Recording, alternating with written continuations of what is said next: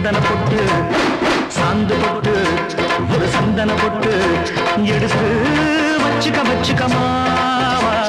பூ முடிச்சு ஒரு சேலைய கட்டு இனி